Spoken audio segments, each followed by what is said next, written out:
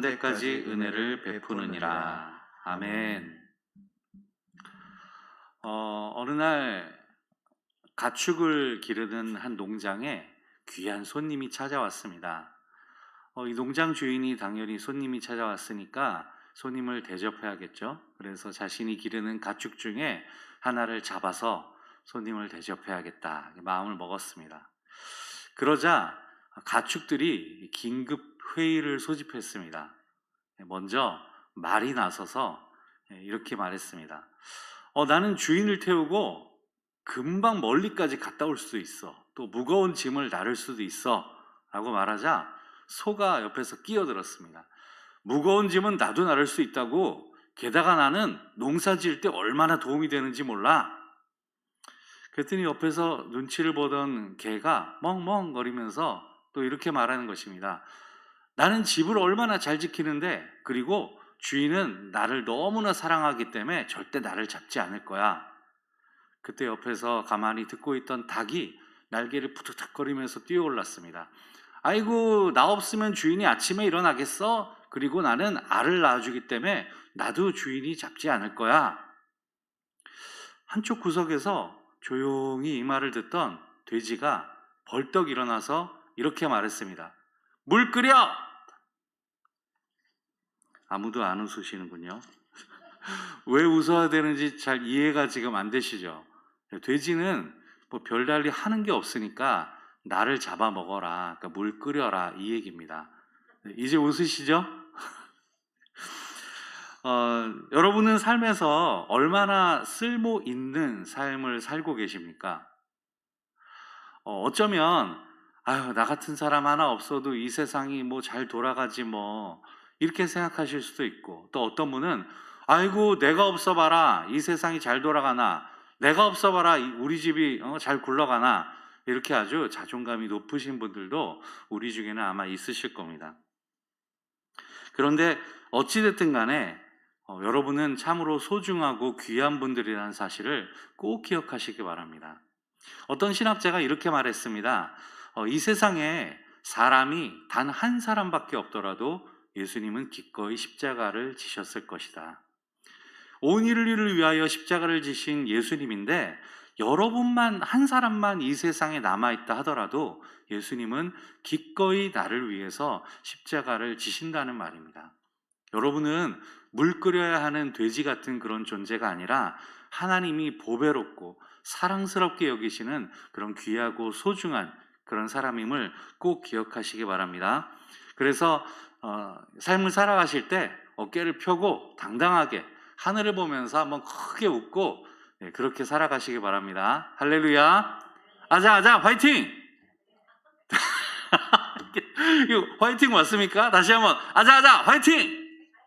네, 그렇죠. 네. 아니, 아자아자는 안 따라 하셔도 되고 화이팅만 따라 하시면 되지. 아무튼 우리 화이팅입니다. 여러분, 삶에서 힘들 때마다 하늘 한번 쳐다보고 우리 하늘의 하나님께서 우리에게 기운 주시고 능력 주심을 의지하시기 바랍니다. 우리 이스라엘을 말할 때 선민, 선택받은 민족이라고 그렇게 말합니다. 이 하나님이 선택하셨다는 사실, 왜 한국 사람을 안 선택하시고 이스라엘을 선택하셨는지는 잘 모릅니다. 하지만 이스라엘이 선민이라는 사실을 볼 때 그것은 굉장히 부러운 일임에 틀림이 없습니다. 적어도 저는 부럽습니다. 이스라엘이 하나님의 선택받은 민족으로 살아갈 때 하나님의 사랑을 얼마나 많이 받았는지, 그리고 그 이스라엘을 통해서 온 인류를 향한 하나님의 사랑을 보여주신다는 그 사실만으로도 참 영광스럽고 너무나 부럽다라는 그런 생각을 하게 됩니다. 그만큼 이스라엘은 하나님의 사랑을 정말 많이 받은 민족이죠. 그러나 가끔은 그 사랑을 많이 받았다는 것 때문에 하나님이 때로는 굉장히 엄하게 이스라엘을 대하시기도 하는 것을 볼 수 있습니다. 죄악을 가만히 두고 보실 수 없는 하나님이시기 때문에 사랑하는 만큼 죄를 지으면 엄하게 꾸짖고 다스리기도 하시는 것이죠. 그래서 출애굽기에 보면 하나님의 그 이스라엘을 향한 사랑과 또 엄하게 다스리시는 모습이 아주 대비되어서 잘 나타나 있습니다. 요셉을 다 아실 것입니다. 이제 요셉이 애굽의 총리가 되고 난 이후에 그 아버지 야곱과 형들이 애굽으로 이주해 오죠. 그래서 고센 땅에 거주하면서 그 12지파가 이스라엘 민족이 되는 거대한 그 자손으로 번성을 하게 됩니다. 그래서 요셉에 의해서 애굽으로 이주한 이스라엘 자손들이 번성을 하기 시작하죠. 자손이 심히 많아진 것입니다. 그런데 요셉이 죽고 나서 요셉을 알지 못하는 새 왕이 일어났습니다. 출애굽기 1장 8절 말씀해 보시면 요셉을 알지 못하는 새 왕이 일어나 애굽을 다스리더니, 그렇습니다. 요셉을 알지 못하는 새 왕이 일어나니까 도대체 우리 민족 말고 저 이스라엘 민족, 저 히브리인들은 무엇이냐 이렇게 생각을 하겠죠. 그리고 점점 수가 많아지는 그들을 보면서 야, 이거 좀 불안하다. 혹시 전쟁이라도 일어났을 때 혹시 저들이 적들과 함께 패가 되어서 오히려 우리를 대적하고 이 땅에서 나가버리면 우리로서는 손해가 아니냐, 그런 생각을 하게 됐습니다. 그래서 요셉을 알지 못하는 새 왕은 그 히브리인들, 이스라엘 민족을 더욱더 엄하게 다스리기 시작했습니다. 강제로 불러다가 일을 시키고 아주 채찍으로 때려가면서 노예 아닌 노예로 부려먹었죠. 그런데 이상하게도 이스라엘 사람들은 그 힘든 노역에도 불구하고 그 수가 더 많아지기 시작했습니다. 그래서 애굽의 그 새 왕은 이스라엘 민족을 더욱더 지금보다도 훨씬 더 강하게 억압하면서 그렇게 그들을 다스리게 되죠. 여러분 그거 있지 않습니까? TV에서 사극을 보면 공부는 참 잘하는데 머리는 똑똑한데 천민 출신이라 이 과거 시험을 보지 못하고 나중에 뭐 어떻게 정말 우연히 공을 세워서 왕의 눈에 들어서 뭐 이렇게 벼슬길에 오른다든지, 아니면 또 이런 경우가 있죠. 참 인물도 좋고 공부도 잘하고 성품도 좋은데 양반이 아니라 서자는 어떻게 되죠? 벼슬길에 오를 수가 없죠. 감히 그 아버지의 아들이라고도 못하는 거 아닙니까? 그래서 홍길동이 왜 나왔습니까? 아버지를 아버지라 부르지 못하고 형을 형이라 부르지 못하는 서자이기 때문에 홍길동이 의적이 된 거 아니겠습니까? 그런 출신 때문에 벼슬길에 오르지 못하는, 다시 말해서 이 홍길동은 이 출신 제도가 없었으면 분명히 아주 훌륭한 사람이 됐을 것입니다. 마찬가지로 이 이스라엘 민족, 히브리인들도 마찬가지입니다. 자신들은 사실 노예로 온 민족이 아닙니다. 그런데도 애굽에서 노예 아닌 노예 생활을 하면서 벽돌 굽고 허드렛 일하고 농사 짓고 진흙 이기고 억압받으면서 그런 일을 해야 되는 것이죠. 그런데 자신이 히브리인이라는 이유만으로 더 이상의 미래가 보이지 않습니다. 나는 지금 노예입니다. 내 자식도 태어나면 노예고 내 자식이 아이를 낳아도 그 손자 손녀도 또 노예입니다. 도저히 가망이 보이질 않아요. 이 생활이 언제 끝날지 알 수 없습니다. 이 기간이 얼마나 되느냐? 자그마치 약 400년가량.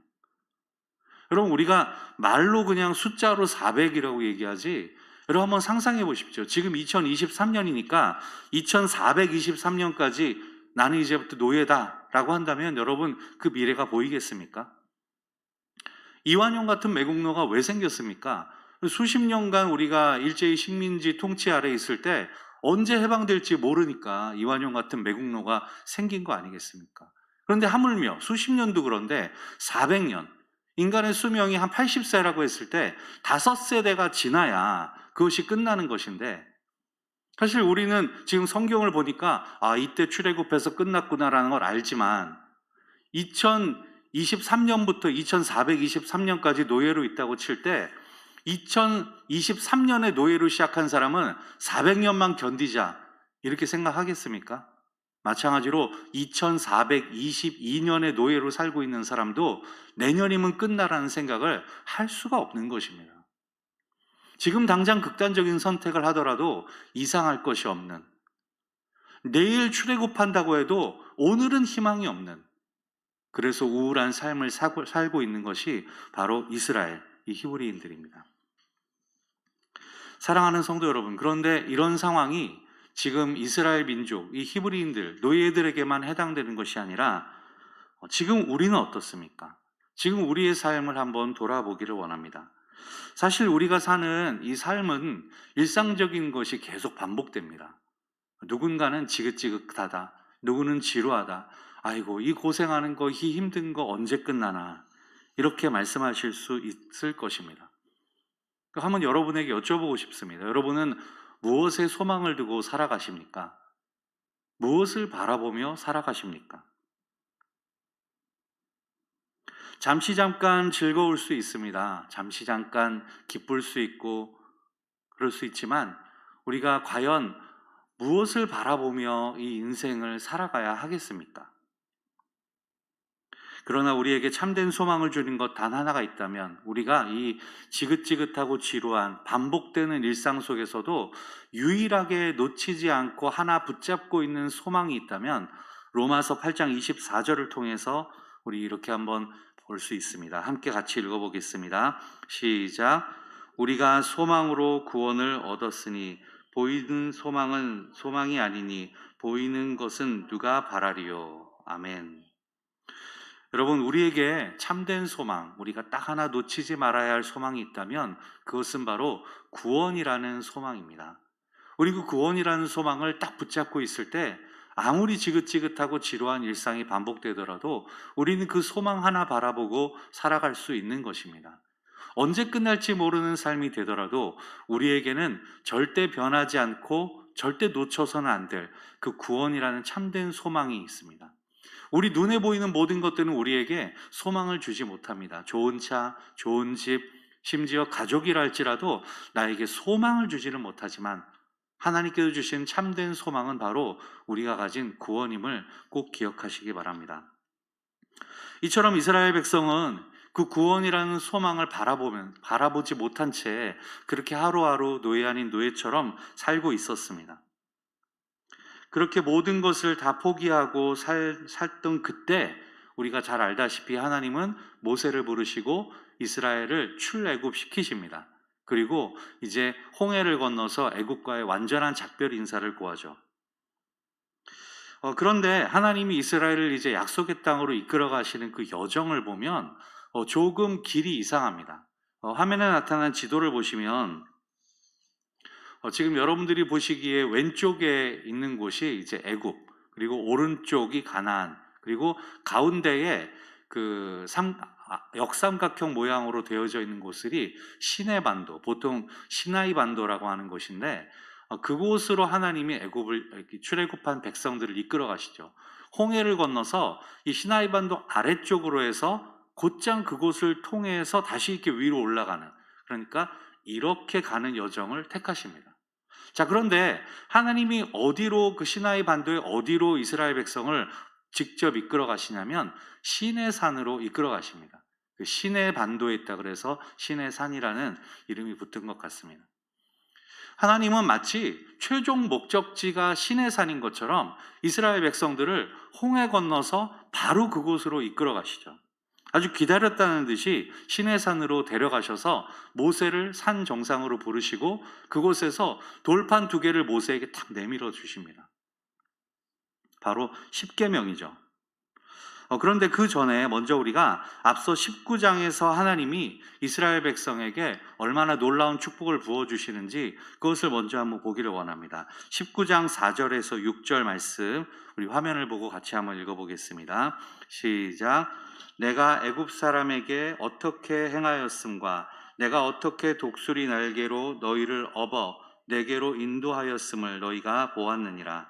세계가 다 내게 속하였나니 너희가 내 말을 잘 듣고 내 언약을 지키면 너희는 모든 민족 중에서 내 소유가 되겠고 너희가 내게 대하여 제사장 나라가 되며 거룩한 백성이 되리라. 너는 이 말을 너에게 전할지니라. 아멘. 지금 하나님 말씀하시는 이 내용을요, 간단하게 요약하면, 야, 얘들아, 내가 너희에게 놀라운 축복을 부어줄 거야. 내가 이 모든 이 세계가 다 내 건데 너희가 으뜸이 될 거야.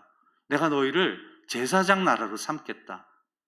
여러분, 이것은 정말 놀라운 축복입니다. 어느 민족이, 어느 백성이 이런 약속을 하나님에게서 받을 수 있겠습니까? 이렇게 하나님께서 내가 너희를 놀랍게 축복하고 사용할 거야 라고 말씀하신 다음에 야 근데 내가 너희한테 원하는 게 있어 라고 내미신 것이 바로 십계명인 것이죠. 이스라엘에게 엄청난 축복을 하시는 하나님, 그런데 그것은 내 말을 잘 듣고 내 언약을 지켜라. 그 언약이 뭐냐면 내가 원하는 건 딱 이거야 라고 이스라엘 백성에게 모세를 통해서 그 십계명을 보여주시는 것입니다. 자, 그러면 그 십계명 여러분 다 기억하시죠? 십계명 잘 알고 계실 것입니다. 자, 그 십계명 중에 그 십계명을 보면 이것은 하나님이 친히 기록하신 것을 알 수 있습니다. 모세가 기록한 건 아니고요. 누가 다른 사람이 대필한 것도 아니고 하나님이 돌판에다가 친히 새겨서 쓰신 것이 십계명입니다. 여러분 제가 하나 여쭤보겠습니다. 자, 성경은 누가 썼습니까? 성경은 누가 썼습니까? 소리 내서 대답하셔도 괜찮습니다. 성경은 누가 썼다고요? 사람이 썼죠. 사람이 썼지 않습니까? 자, 그런데 그냥 사람이 쓴 게 아니라 방금 말씀하신 것처럼 하나님의 영감을 받은 사람이 썼죠. 하지만 필체는 그 사람의 거죠. 그 사람이 썼지 않습니까? 쓴 것. 자, 그런데 하나님의 영감을 받아서 쓴 성경보다 하나님이 직접 쓴 십계명, 성경 어디에도 하나님이 뭔가를 직접 쓰셨다는 말이 없는데 이 십계명은 하나님이 그저 쓴 것도 아니고 돌판에다가 직접 새겨서 써주신 거. 이거 정말 얼마나 값어치 있습니까? 이거 얼마나 소중하고 귀합니까? 어디서 이런 걸 찾아볼 수가 없어요. 하나님이 직접 새겨서 써주셨다. 그러니까 이 십계명의 가치는 고리타분한 것이 아니고 옛날 옛적에만 유효한 것이 아니라 지금 우리에게도 여전히 해당되고 당연히 지켜야 할 계명이 바로 십계명인 것입니다. 그런데 우리는 뭐 과거에는 지켰는데 뭐 요즘에 누가 십계명을 뭐 이렇게 치부하기 일쑤인데 전혀 그렇지 않은 것입니다. 이 십계명이 얼마나 중요한 건지 몰라요. 오히려 죄악이 더 많아진 이 세상에 이 십계명을 지키는 것이 더 옳지 않겠습니까? 자, 그러면 그 십계명 내용을 잘 아실 테니까 제가 아주 쉬운 질문을 하나 드리겠습니다. 자, 1계명이 무엇입니까? 자, 다 같이 시작. 네, 우리 화면을 보고 3절 말씀을 같이 읽겠습니다. 1계명입니다. 시작. 너는 나 외에는 다른 신을 내게 두지 말지니라. 아멘. 우리 한글로 된 우리가 읽는 성경은 굉장히 번역이 잘 되어 있어서 그 의미를 충분히 다 이해하기에 부족함이 없지만 가끔은 영어로 된 부분 혹은 히브리 원문으로 된 것을 살펴볼 때 그렇구나라고 더 잘 이해가 되는 부분이 있습니다. 예를 들어서 오늘 우리 3절 말씀에서 두지 말라, 다른 신을 두지 말라라고 한 것을 영어 성경에 찾아보면 영어 성경에서는 없게 하라라고 되어 있습니다. 자, 또 그렇죠? 그리고 이 히브리 본문에 보면 나 외에는 이라는 것을 영어 성경에서 before me라고 하고 있습니다. 다시 말해서 우리말 성경에 두지 말라가 없게 하라라고 되어 있고 영어 성경에 나 외에는이 before me라고 되어 있죠. 다시 말해서 이것을 히브리어 성경으로 찾아보면 히브리어 성경에는 원문에는 이렇게 기록이 되어 있는 것입니다. 네 얼굴과 내 얼굴 사이에 다른 어떤 것도 없게 하라. 다른 어떤 것도 두지 말아라. 이렇게 3절 제1계명이 기록이 되어 있는 것입니다.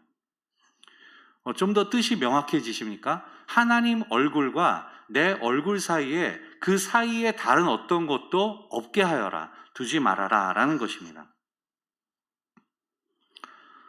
여러분 혹시 연애 해보셨습니까? 우리 결혼하신 분들 어떻게 결혼하셨어요? 선보셨습니까? 아니면 연애로 하셨나요? 아니면 누구 소개로 만나셨습니까? 우리 예전에 할머니 할아버지한테 할머니 할아버지 어떻게 만났어요? 할아버지 할머니랑 어떻게 결혼했어요? 우리 손자 손녀들이 그런 거 물어보면 아이고 말도 말아요. 얼굴도 모르고 식 올렸다. 뭐 이렇게 말씀하시는 어른들 있잖아요. 근데 뭐 제가 보기에 우리 여기 앉아 계신 분들은 얼굴도 안 보고 식 올리셨을 것 같진 않고 선을 보시거나 연애를 하시거나 아마 그러셨을 것입니다. 그런데 어, 요즘 젊은 사람들은 정말 대담하잖아요. 뭐 팔짱 끼고 길거리에서 뭐 어깨 동무도 하고, 아유 보기 싫어라.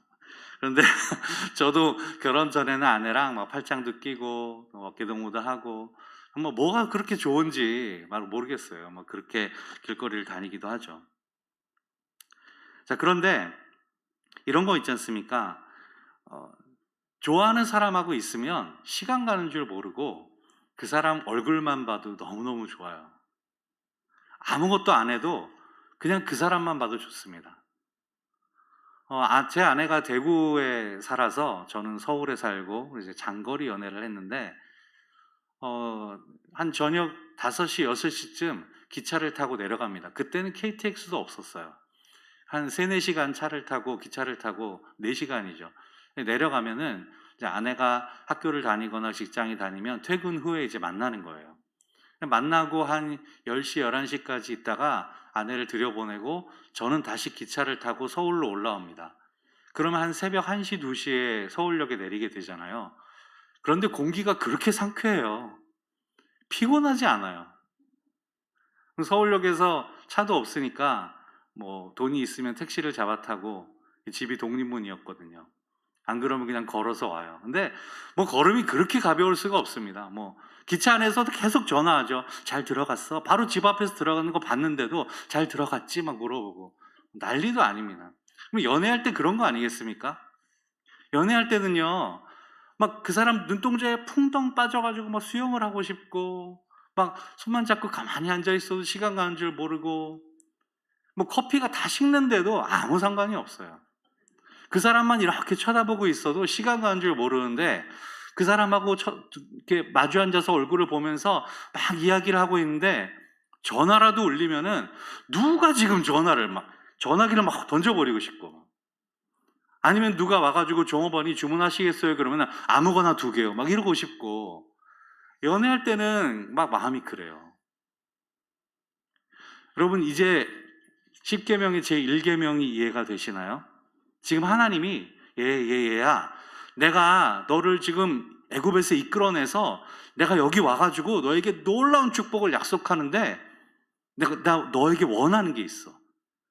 이거 꼭 해줘야 돼. 1번이 뭐냐면 네 얼굴 내 얼굴 사이에 아무것도 있게 하지 마. 나 너만 바라봐. 나도 너만 바라볼게. 지금 하나님이 이거 말씀하시는 거예요. 10계명의 제1계명으로 딱 들이매시면서 나 너한테 원하는 게 있어. 이것만 잘 지키면 너 제사장 나라가 될 거야. 놀라운 축복을 부어줄 거야. 자, 그 중에 내가 제일 원하는 거, 첫 번째로 원하는 게 뭐냐면 나만 바라봐야 돼. 딴 데 눈 돌리면 안 돼. 지금 하나님이 우리에게 이렇게 말씀하고 계세요.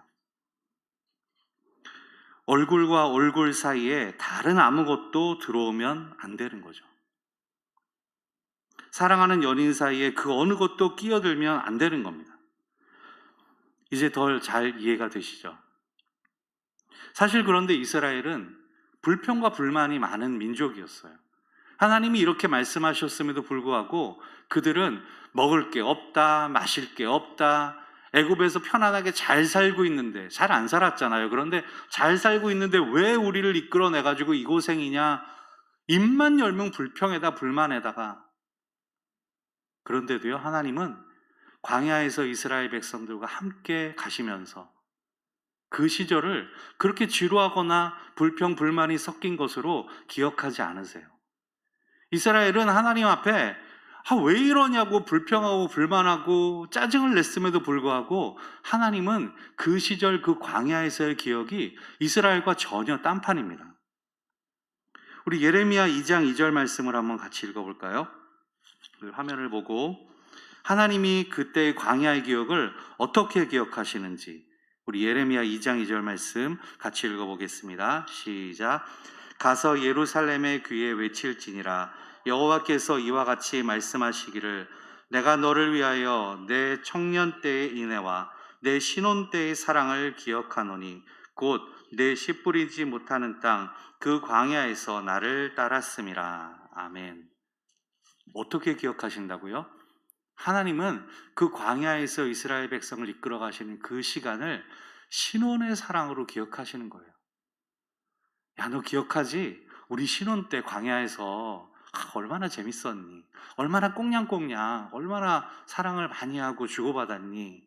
그런데 이스라엘의 기억하고는 전혀 다르죠.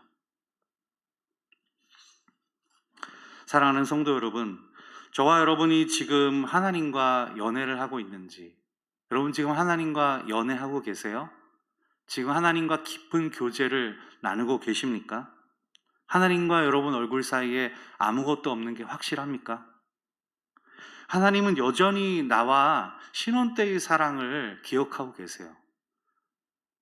어쩌면 우리가 하나님을 처음 만난 그때, 정말 내 안에서 열정이 불타오르고 내가 하나님 일이라면, 주의 일이라면 무엇이든지 하겠다고 발벗고 나설 각오가 돼 있던 그 신혼 때의 그 사랑, 하나님은 지금 그걸 기억하고 계세요.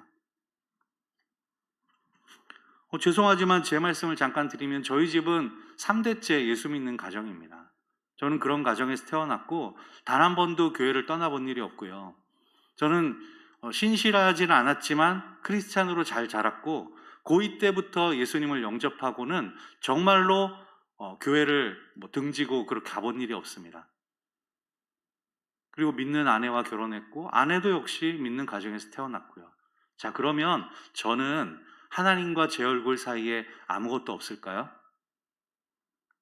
자신하지 못하겠습니다. 그렇다고 해서 제가 불교를 믿었다거나 이슬람교를 믿었다거나 어디 이단에 빠지지 않았어요. 하지만 정말 내 얼굴과 하나님 얼굴 사이에 아무것도 없었니? 네가 지금 나를 신혼 때의 그 사랑으로 나를 사랑하니? 라고 하나님이 물으시면 자신 있게 그렇다고 말하기가 어려울 것 같아요. 왜 그렇습니까? 나와 하나님 얼굴 사이에 아무것도 없는 것 같았지만 내가 눈길을 다른 데로 돌리면서 딴 걸 봤거든요. 하나님은 여전히 나를 바라보시고 있는 그때에 나는 다른 곳을 바라보고 다른 곳에 관심을 가지고 다른 무엇이 하나님과 내 얼굴 사이에 끼어들었거든요. 하나님 잠깐만요. 여기 그대로 계세요. 그 통장 잔액이 0이 몇 개인가? 하나, 둘, 셋, 넷. 하나님 잠깐만 요대로 딱 계세요. 가만히 있어보자. 내가 이번에 여기 합격해서 붙으면은 내가 이만큼 지위에 올라가고, 그렇지, 권력이 이만큼 생기겠어. 내 명예가 높아지겠어. 하나님 계속 저 보고 계세요. 알았죠? 잠깐 기다리세요. 그대로 계세요. 이렇지 않습니까? 하나님이 지금 나를 바라보시며 상원아 얘야 내 얼굴 좀 바라봐. 나 좀 바라봐. 딴 데 보지 말고 네 얼굴과 내 얼굴 사이에 아무것도 두게 하지 마. 그런데 나는요, 하나님 그대로 계세요. 나 잠깐만요 하고 딴 데 쳐다보고. 여러분 만일 한번 생각해 보세요. 사랑하는 연인 사이에 내가 여자친구 얼굴을 보고 있다가 딴 여자 지나가서 거기 눈 돌리면 어떻게 됩니까? 뺨 맞잖아요. 내가 지금 그렇게 하고 있는 거예요. 이스라엘이 하나님을 모른 채 하고 부인하고 심지어 하나님을 버리기까지 했는데 나라고 다를 바가 없습니다. 지금 저와 여러분이 과연 하나님을 그렇게 사랑하고 있는지, 내가 하나님 잠깐 기다리세요 하면서 딴 데 눈 돌리고 다른 거를 하나님과 내 얼굴 사이에 가져와서 마치 하나님 얼굴을 가리듯이 그렇게 두고 있는 것은 아닌지. 어쩌면 오늘 말씀이 어떤 분에게는 회개할 거리가 될 수도 있고, 어떤 분에게는 따뜻한 위로가 될 수도 있고, 어떤 분에게는 새로운 도전이 될 수 있을 것이라 생각합니다. 하지만 그 어떤 경우이든지 간에 가장 중요한 것은 하나님께서는 지금 저와 여러분의 그 각각의 개인적인 만남에서 그 신혼의 사랑을 기억하고 계신다는 것입니다. 여러분, 하나님과 깊은 교제를 지금 나누고 계십니까? 하나님과 연애하고 계십니까? 코람데오라고 하는 말이 있습니다. 이 말은 하나님 앞에서라는 말입니다. 여러분, 오늘 우리가 10계명의 제1계명을 말씀을 이해하고 기억하는 것처럼 이 코람데오라는 말, 여러분 하나님 앞에서 과연 여러분은 하나님을 바라보고 있습니까? 아니면 다른 것을 바라보고 계십니까? 여러분 자신만이 그 답을 알 것입니다. 그리고 여러분 스스로가 내가 하나님 앞에서 하나님을 바라보지 못했구나. 내가 하나님 앞에서 내 손에 쥐고 있는 다른 것을 보고 있었구나 라고 생각하신다면 지금 모든 것 다 내려놓고 그 하나님 얼굴과 내 얼굴 중간에 있는 거 다 치워버리고 오직 하나님 눈동자만 바라보고 하나님 얼굴만 바라보고 하나님의 숨소리를 경험하고 하나님의 눈가의 주름을 볼 수 있는 저와 여러분 되기를 원합니다. 이 시간 하나님 저와 여러분에게 찾아오셔서 귀에 이렇게 속삭이시는 것 같아요. 우리 연애할까? 여러분 하나님께 뭐라고 답하시겠습니까? 같이 기도하겠습니다.